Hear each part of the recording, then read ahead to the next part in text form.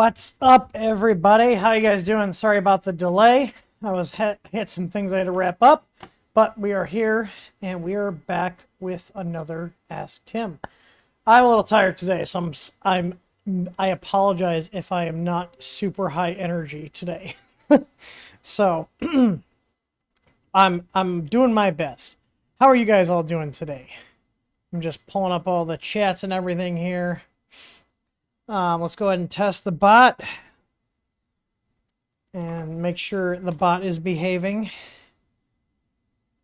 Let's see, is the bot behaving? Yes, it is. Okay. So, how this works is you guys can ask me questions about your 3D printers. We specialize in FDM 3D printing, so no resin machines, just FDM. And I will do my best to answer the questions. Now, we might not get through all the questions, but I will do my best. So go ahead and put your questions in the chat and stick around, and maybe we'll get to them. So I'm looking to see what's going on in chat here. I don't know if I have all of the chat. I think it's only from when I got the browser loading. Oh, sorry. Whew. I need some more caffeine today. I haven't had any actually. So, but apparently there are Comcast cable interruptions in the area, so hopefully we won't have any effect on our area. Hopefully. So, anyways, in terms of new stuff, we got the SVO6 Plus LCD kit and firmware out. I will be putting the EasyBoard V2 in my SVO6 Plus. Which then, once we get it all tested on there, we'll have official support for the SVO6 Plus as well. I'm trying to think of anything else new. We did the Hobart Farmers Market last weekend, which was just a little local vendor show that we do here every year. So if you guys are in the area, make sure you guys check that out every year. There's a lot of cool, it's like for crafty type stuff, and they got food carts and stuff. But we brought a bunch of princess out. We actually did pretty well. Sold all the dragons we printed. I printed a ton of dragons. People love those things. And yeah, that's about all I got. I'm going to be bringing more printers online here. The SVO6 Plus is probably going to be one of them unless Krista decides to steal it from me for her printers. But yeah, I've been actually spending some more time outside, so hence why my hands are all greasy. I wash them, but it's just stuck in my hands. I've been working on small engines for the last week. I'm just curious because I know there's a lot of people like to make things and wrench on stuff. I'm curious if anybody messes around with any, small motors, like not like car motors, like, little lawn and garden type stuff, like the Predator motors, that kind of stuff. So I actually just did a motor swap on a garden tiller that my neighbor gave me. The motor was all screwed up, but I put a Harbor Freight motor on there and brought it back to life. So now I have a tiller. And yesterday, was it yesterday? Yeah, yesterday I picked up a used go-kart from a buddy of mine. So I got to rebuild the carburetor on that tonight. I just did the plug and oil and going over the whole thing, replacing some bearings on the wheels that were all crunchy. They rolled about as smooth as most of Creality's bearings. So... But yeah, I'm doing that. It's my little project. I am going to be doing 3D printing with it because I want to actually put some tail lights on it and a headlight because we can like ride that stuff around here, and I want to have safety. You know what I mean? So I'm going to be 3D printing some mounts to mount to the tubular frame. I just got to figure out how I'm going to do the power. I might just keep it simple and put a small lead acid battery on there and just charge it when I, leave it on the charger at like a battery tender while it's in the garage, and unplug it when I take it out and then plug it back in because the motor I have does not have a stator on it, so it can't recharge the battery. The other alternative would be swapping the motor. There's a company called Duro something. Hang on. I was looking at the... I was thinking about doing a Predator motor on it because it's got a 5 horsepower Briggs & Stratton on there. But there's another brand I came across, and I'm trying to see if they sell elsewhere other than Amazon because I try to avoid Amazon. Duromax. So they actually have single cylinder motors for anywhere from 220 for a 7 horsepower and 350 for a 9 horsepower. That would be almost a drop in replacement for what I have on there now.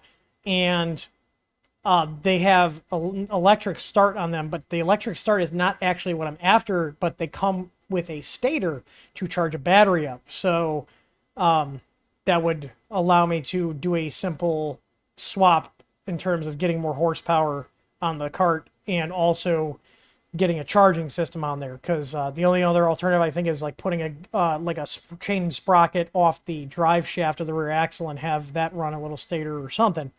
But there's not an easy way to do it. So, but the little $220 electric start 7 horsepower, there'd be a little bit of a bump over the 5 horsepower I have on there. It's a little flathead Briggs and Stratton. So, but I'm going to rebuild the carb on that tonight. It's actually probably what I'm going to do when I get off of here after we're done doing the stream. So anyways, I see Thomas said he just rebuilt his KDX 200, 1987. That's older than me. That's a little dirt bike. Those are fun. I have not bought a dirt bike. I've ridden dirt bikes. I have not owned a dirt bike though, but those are always fun. So anyways, let's get into the questions here. I see we got a couple of questions.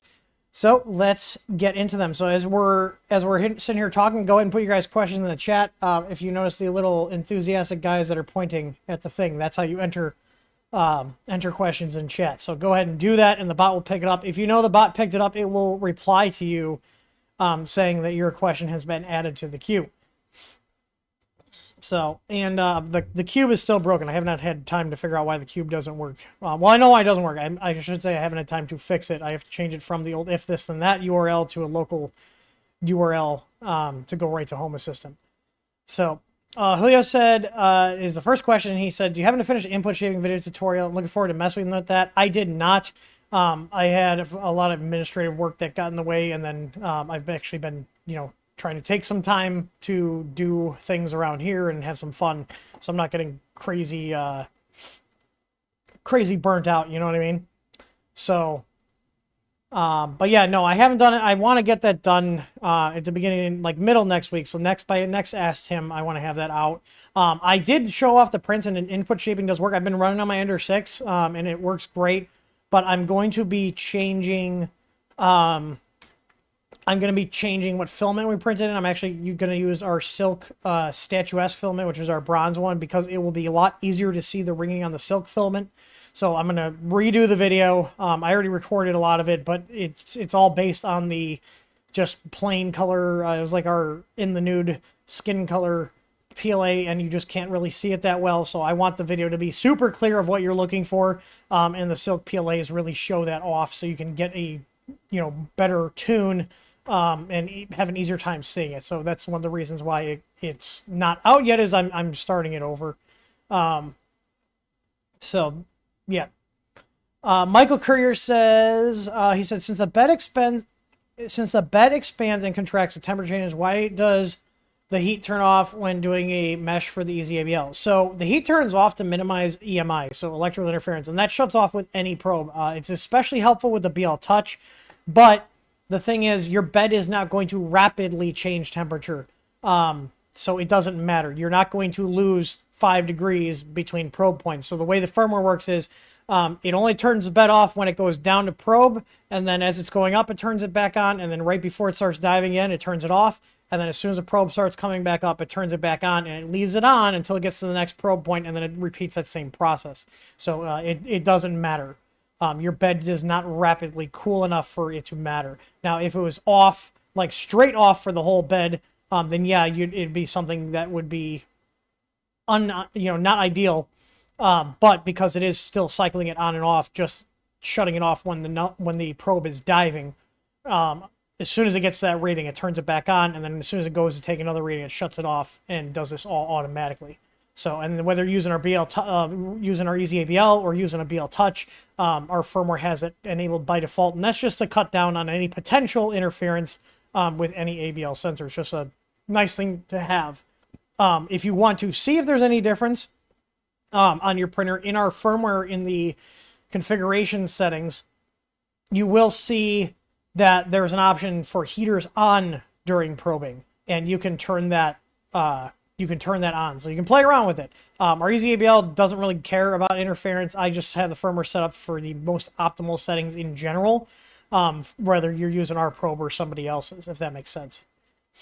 Musin says, any plans for SV06 complete upgrade video / stream? Specifically curious about the Easy ABL on it. So I will be doing a stream just like we did with the SV06, doing the board swap. That will be its own video.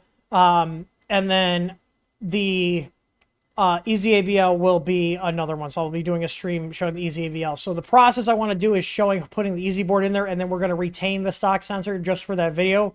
And then I'll do another one where we take the stock sensor off and then put the Easy ABL in there, because the installation process with the stock control board and the Easy ABL and our Easy board with the Easy ABL is the same. You still need the extra signal cable.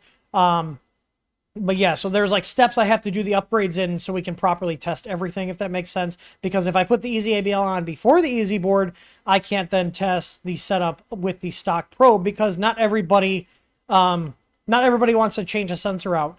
Most people will just wait till they have problems and then they'll switch it out. So I want to make sure I test all use cases, just so we can cover all the bases, so we know things work. We're not one of these companies, which is sadly the norm. For other companies to not test things and just throw them out there. We're not one of them. We like to test things thoroughly, which means we take a little longer to do stuff sometimes. But I'd rather it be done right instead of half-assed. So let's see. Pen something, I have no idea how to say that, is asking about the SV06 with the original screen. Not happening. It's a closed source screen. If you want to spend the time to do it, Soval did make the source code available, but it's going to be a pain. It's going to be a lot of work, and then you're going to have a lot of code to maintain. But we don't support it. We just decide not to support it because it's not worth our time. Because the thing is, if you guys have issues with those screens and we say it works, well, now you guys are going to be bugging us. Whereas we know the 128/64 screens work 100% of the time. So the kit's only $30. Like, don't be cheap. If you want to upgrade it and get a lot of improvements, I think you'll really like the kit, and it's only $30. It's like a roll and a half of filament, or a roll of filament, depending on what brand you're buying. Tor has a question. Because I know this is what he's been playing with, is the adaptive meshing on Marlin. He said it's been working well, and it's just slightly faster, probably good for something like the S4, S5. So if you guys are not familiar with what adaptive mesh is it will only probe the bed in the area where the print is. So it requires advanced setup on your slicer side. So this is not something that's super easy to do. I'm aware of how it works and how people implement it. But it basically will only probe the area of the bed that you're printing on. And you can do that. There's like scripts and stuff. It's not as easy of a setup. I'll post a link in chat. Tor just sent that to me. If you guys want to check it out, it does work with our firmware. Because it's all done on the slicer side. So you guys want to check that out, but that's not something we would be doing like, what's the word? Like, covered under tech support, but it will be a, just kind of an additional thing you can mess with. And Tor says it only works with Prusa Slicer 260 Alpha 6. I think you are out of date, because I think I'm on beta 2? Yeah, I'm on 260 beta 2. They're out of alpha stage. They're in beta. That's what I've been using. I switched over to Prusa Slicer about 2 months ago now. What is it? 2 months, Tor? 2, 3? And it looks like 5 days ago they put out beta 3. So I'm also out of date. So there's beta 3 out. So I'll have to update my slicer later. So, all right. I see people are still not following the directions. Do I need to make this guy even larger who's pointing at the things? Yeah, if you guys want me to read your question and answer it, follow the directions here. So, all right. Let's see. Michael Ryan says, does input shaping only improve prints at higher speeds or just improve prints overall? So, it depends. Some printers, if you print at normal speeds like 60 to 80 millimeters a second, you might not have a lot of ringing. The main thing input shaping is going to do is tune out the ringing so you can print at higher speeds with less loss of quality. Will it hurt to have it enabled at lower speeds? Absolutely not. In theory, it should improve the print quality at all speeds, but you're really going to see the improvement when you guys are printing at faster speeds, because apparently I'm not moving enough. Sorry, let me turn my lights back on so I'm not sitting in the dark here like a weirdo. Um, Give me 1 second. Anyways, so yeah, it's a good thing to have on, but you're really only going to see a major difference when you're printing faster. It's nice to have it on. I will say the big thing to have is a 32-bit board that is going to handle it. I did test it on an 8-bit board, and it was kind of stuttery. I wouldn't recommend it on an 8-bit board. At this point, most printers come with 32-bit boards that'll handle it. Like I was on, I think it was last S10, we were playing with input. I was running an input shaping test on the SV06 Plus, and then I actually put those in. And I was printing with it over the weekend, and it did make a difference. So play with it. It's nice. I mean, basically for input shaping with Marlin, the steps are you set your slicer up to slice a file. Now, if you want to be really lazy, we have a pre-sliced file on our website. If you go to our website and hover over the tools menu, there's a Marlin input shaping calculator link, and there's a link to the what is the word I'm looking for? The pre-sliced G-code file. So basically on a 200 by 200 bigger printer bed, you can just use my file I pre-sliced. And what that file does is as it prints, it changes the frequency of compensation as it goes up in Z height. Once you finish that print, it will then go ahead and make this like L shape that has the X and Y axis marked. You measure on the Z height what looks the best. So like where you see the least amount of ringing, and then you go back to that calculator, you put in the millimeters that the best print height is, and then you can update the firmware. Now you can put it just in on the LCD and do it that way. Once I figure out what value it is for the printer, I will usually put it into the firmware. So, but yeah. Let's see. Leo says, if you notice after an Octoprint update, the printer display now shows dashboard layer indicator number, and I can't figure out how to change it back. I have not noticed that on my installations. Then again, I don't really look at my printer screens that much. I will check next time I run a print. I don't have any prints going right now because I had a bunch of prints for that farmer's market, so my printers were going like crazy. But that sounds like it might be something, maybe a plugin you have updated or one of the plugins. If you're using one of our Easy Pies, it could be that a plugin updated and the person who made it changed something. So, not sure. Alex says, does your firmware have something that guesses the offset? Because my offset is perfect on 0. So if your offset is perfect on 0, it depends on what sensor you're using. But if you have a BL Touch, that's not normal. That means your sensor is mounted too low. And if you have an easy ABL, that means either your sensor is also mounted too low or it's not calibrated correctly. You should have an offset. The only time you won't have an offset with most machines is if you either mounted and calibrated the sensor so it triggers at 0, which I don't recommend. Because if you get any sort of drift, you're putting holes in your bed, or gouging it up.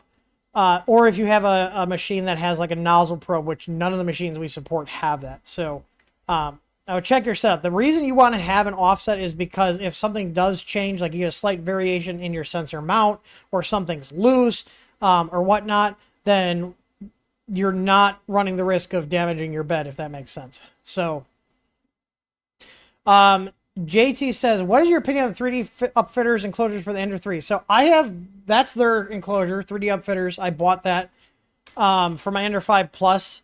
I will say I am a bit biased. I like the printed solid ones. We have 15 of the printed solid enclosures here, and I love them. We just bought 3 more of them. I'm looking at what 3D upfitters charges for theirs, because I'll tell you this right now, if theirs is just acrylic, I'm looking at theirs.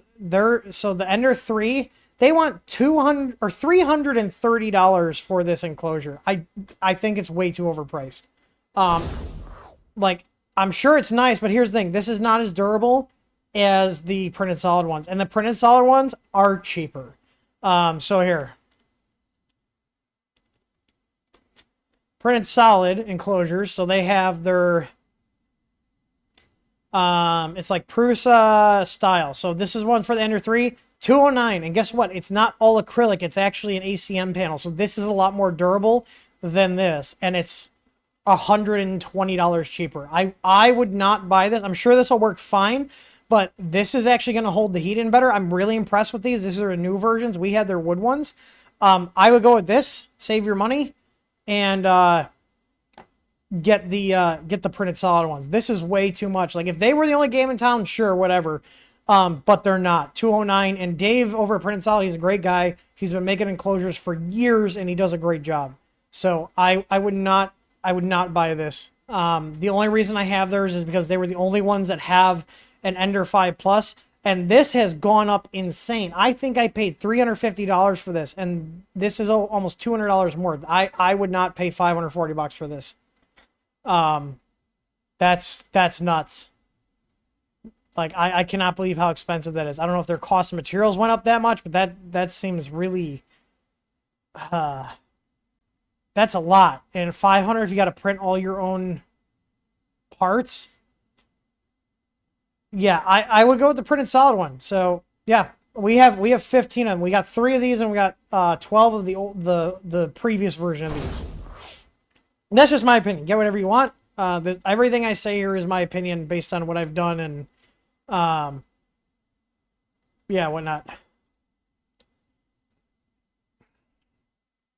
All right, moving on. Pan's asking about the SV06 Plus screen mount STL. He lives in Poland, and shipping is quite high. I have not listed that yet. We might later. Typically, we'll wait to release the files. I just haven't gotten around to it. I think we have the other files for the other printers. I just haven't made it a priority. The other thing is you're going to need 2 M4 T-nuts and then 2 M4 bolts. I think they're M4 by 10s that we use. I'd have to check our BOM. We have it all written down. But yeah, you would still need the bolts, and then it's designed to actually go into the Ender 3 style LCD bracket, which we have on our site already. That's actually a free download. So yeah, you could kind of piece together your stuff, but the thing is, if you're basically piecing together your kit, you need help. You would either have to pay for technical support or, figure it out on your own if you do need help. And Alex with the Z0Z offset, he said, I have an SV06 and I didn't set the offset and somehow it prints perfect. Then Solval probably mounted your probe a little too low. They are adjustable. On the top of that, the probe itself isn't calibratable, but the mount itself is able to be moved. So, I mean, they're using really cheap inductive sensors, so it depends on how high up that probe already is. If it's up quite high, I would adjust the screw so it sits lower. There's actually a set screw that holds the sensor in the probe mount. So basically you undo the screw on the top and the whole sensor drops out, and then there's a set screw on that bracket that holds the probe. I would probably move it down just a little bit. You want to have a little bit of an offset, like I said, because it's just insurance for your bed in case, maybe that sensor decides, hey, I'm going to change 0.5 millimeter. You want to have some variation there to protect your bed, because if it decides to start sensing less, well, it's going to put the nozzle into the bed. So, and then that's not a good time. Let's see. JT says, on another note, last week you said there's a physical Z line that just does a crashing and smashing at the top of the Z axis. Does that work with the Easy Board too? That'll work with any board. If you turn it on, and any printer that you have a stop. So like on, let's say a CR10, that has 2 motors, the simplest way to do it would just be print 2 little blocks that you could put a T-nut in at the top of the extrusion and put them at the exact height, and then basically have it so the V wheels hit it. The way the physical alignment works in Marlin, it's called mechanical Z align is what they call it. Is you specify, so it takes the max Z height of the printer, and then you can tell it how many millimeters it is to hit those blocks. So that's not something that's not something that's set by default, but we do provide the source code for all of our firmware, so you could modify it if you like. And if you have the printer physically set up so you can ram the gantry up there, and this is like something that would be like kind of a custom setup, we could go ahead and, do a, like basically a consult. So we do have paid technical support available if you guys need stuff that, is outside of our product support, or you're not even a customer, you just need technical support with your printer. We have where if it's something that can be done easily over email, it's a 30-time fee for that one issue for that ticket. And then if you want to have like a video call with myself or Tor, it's $50 for the first hour and then $30 for each additional hour after that. So certain things we recommend, like, hey, like this is going to be really hard to do over email. It's going to be frustrating for both of us, and it's probably better to just do the video call. Because in addition to video calling, we also have remote support tools where we can connect into your computer and basically, you know, you can be our eyes and hands on the other end, and we can tell you what to do and, you know, work through any issues. So, but, all right. Tom Taylor said, I just updated Octoprint and it no longer displays layers. In Cura, I have to add M117, add layer M117 in post-process to get it to work. So you probably had a plugin that was doing that. That plugin probably broke with an update. That happens not frequently, but it's happened on and off. So, yeah.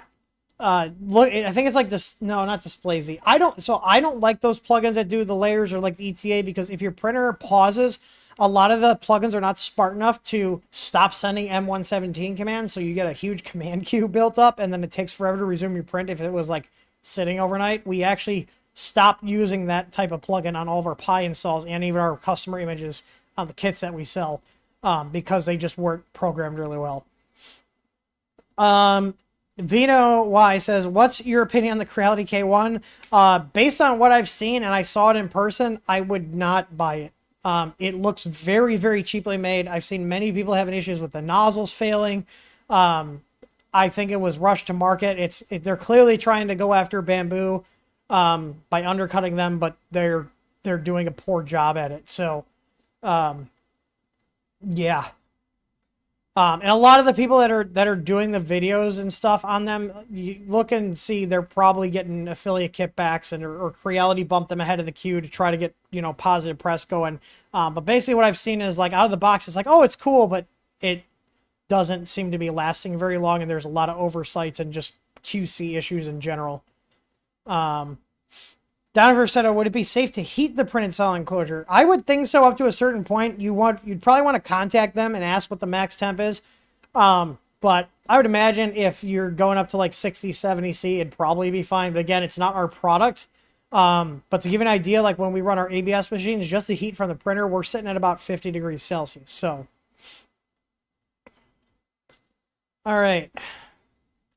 JT said, another note, printed solid is something called the BOFA filter. Knowing there's a risk of you making the BOFA these jokes. What is a BOFA filter? It's just a fancy HEPA filter. They're like, I think $500 to $600 for some of them. It's just a HEPA filter with like carbon. So basically it recirculates air and cleans it. So if you guys are worried about, you know, nanoparticles and all that other stuff, you know, it'll filter all that out. All right, Who There Ray says, I noticed a CR10 S5 on my CR10 S5 probing.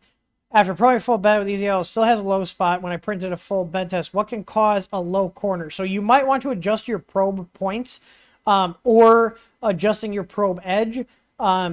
Whether you basically want to try to get a probe point near the area where it's being too low. So basically, in most cases, your printer bed is warped in a way that just taking a general grid, you know, like a 3x3 grid or a 5x5 grid is going to get you pretty close to getting printing, you know, at a consistent height across the whole bed. Now, if your bed's really bad, you're going to have to play with the amount of probe points, you know, change it from 3 to a 5. You can also change the area that it's probing by going ahead and setting the probe edge setting. I think default in our firmware is 35. You can go up to like 20. The other thing too is if you have a hot end mount where it's putting the probe in a physical location that the printer can't reach in terms of getting a reading because the nozzle cannot leave the boundaries of the bed, you may want to look at moving like the probe to the other side of the the print carriage so it can probe a different way. You know, it really depends on where the spot is. You know, if it's like right by the edge where it's not getting probed, it really depends. So, all right. Let's see here. So Alex said he had the SV06 with a 0Z offset. He said, I took apart my extruder a few times, so the probe could be slightly off, but I'll check. Yeah, that is a possibility, because if you have the probe where so the probe is all part of the hot end. In general, if you take apart a hot end and you have an auto bed leveling probe, whether it's ours or another one, you're going to probably want to check your Z offset and possibly remount the probe, because you're never going to get the same height every single time. Something's going to be slightly off. So that's why I recommend, if you're taking the probe off, taking your hot end apart, you know, and you have to move the probe and stuff, just go ahead and remount it, get your Z.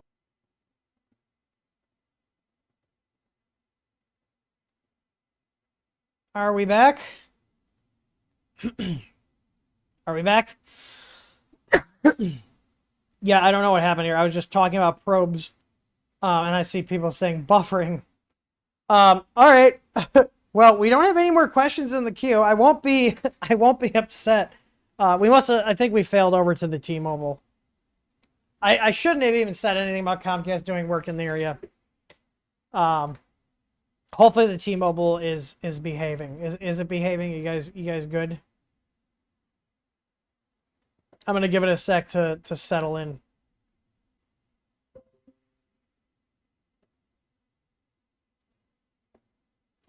Are we back? I just got a reconnect notification.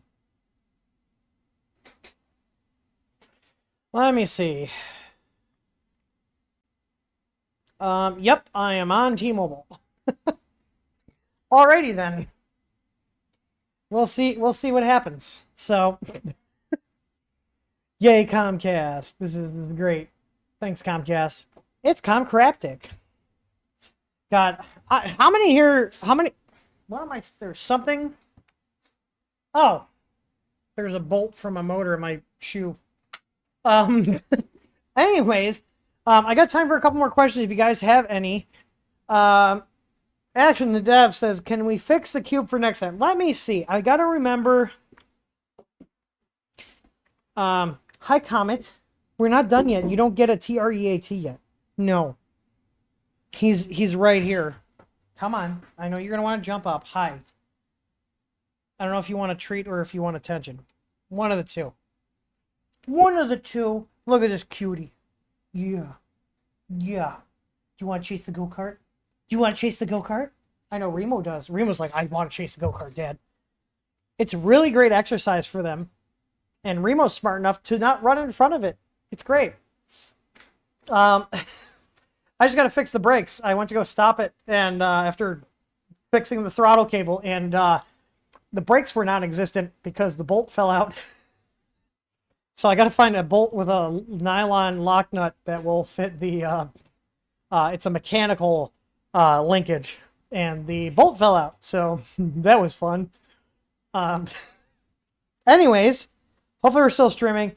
Let me see if I can fix the. I'm just gonna keep this going. I'm gonna see if I can fix the cube here. So I'm gonna look at my Streamlabs chatbot here. So the command does a trigger here, and I'm trying to remember how I did it. I gotta pull up the Streamlabs chatbot documentation.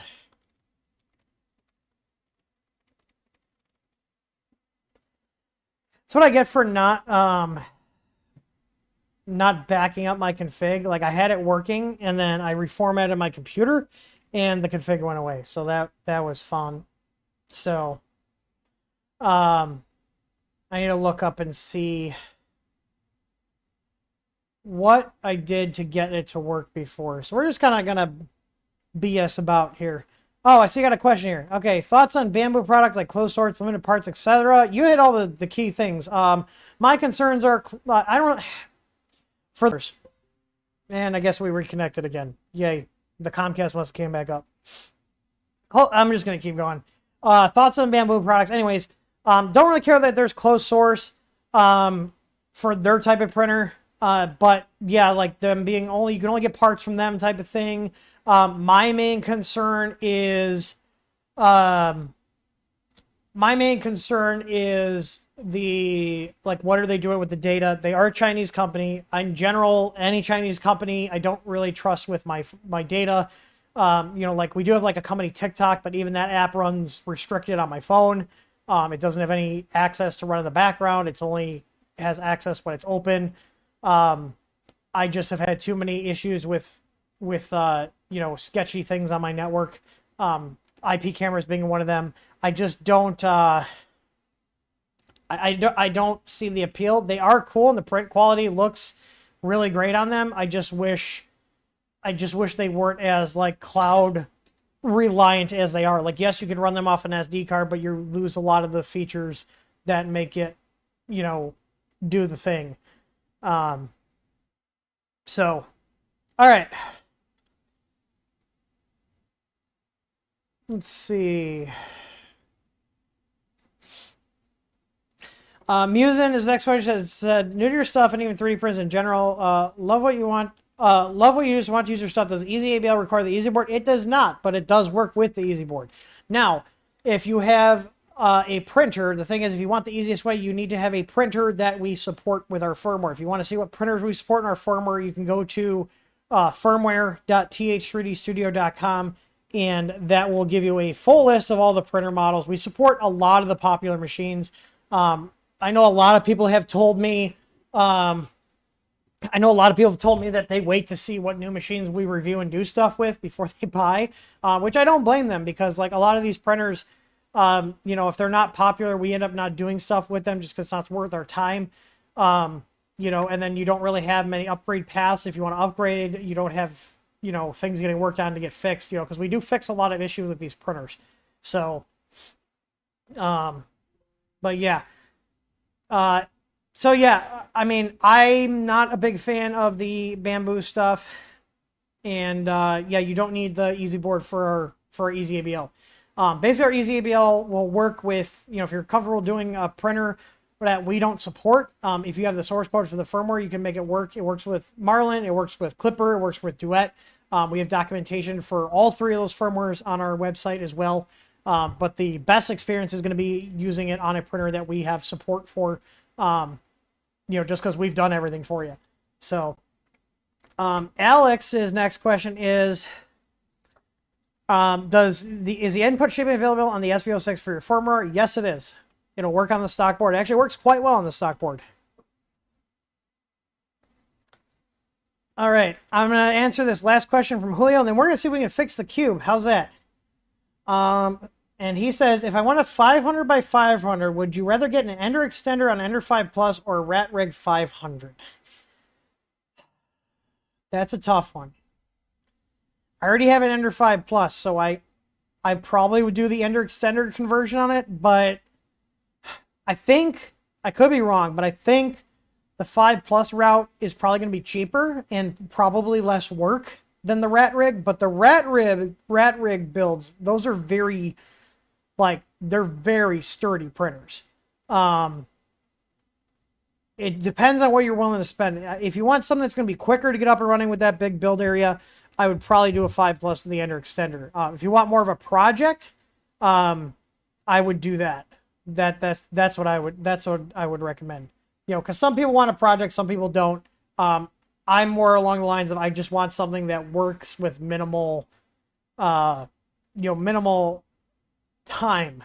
You're still gonna spend a lot of time on stuff, but yeah. So I'll actually answer this last one. This will be the last question, then we're gonna fix the cube. It's from Gerald. He says, is there a unified firmware for the micro Swiss direct drive for the CR10S? And the answer is, any of our firmwares will support the micro Swiss direct drive. All you need to do on the micro Swiss, if you're just swapping out from the stock extruder, is you need to change the steps per millimeter, and every single one of our firmware supports that. So you don't need a micro Swiss specific setting. You just need to put the E steps in the firmware. And every single one of our firmware builds, we have an option for custom E steps. So it's weird how a lot of people think that you need like a micro Swiss firmware. No, you can just use our firmware, and the thing that changes when you do the extruder is typically your steps per millimeter. Sometimes you might need to flip the motor direction, but we also have options for that in the firmware. So any extruder that you're changing out is going to be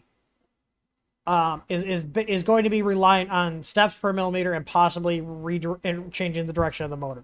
So all right, let's see if I can fix let me see if I can fix